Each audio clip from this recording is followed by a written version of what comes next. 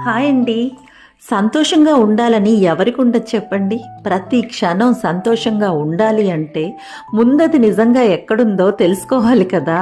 భారీగా డబ్బు సంపాదిస్తేనో, లేదా గొప్పగా ఏదో చేస్తేనో సంతోషం దక్కుతుందని చాలామంది అనుకుంటారు. అది పొరపాటు.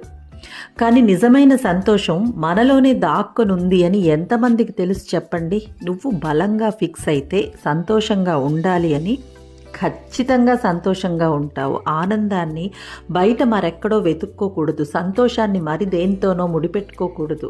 జీవితంలో విజయాలు, ఎదుగుదల కోసం పూర్తి స్థాయిలో కష్టపడాలి. కానీ ఒకవేళ ఓటమి ఎదురైనా బాధపడకూడదు. మనసులో సంతోషాన్ని చెదరనీయకుండా పరిస్థితులతో పోరాడాలి. సంతోషంగా ఉండాలి అని మనసులో గట్టిగా అనుకుంటే నువ్వు ఖచ్చితంగా సంతోషంగా ఉంటావు. ఆనందంగా గడపాలి, ఉండాలి. అదే మన జీవిత పరమార్థం కావాలి.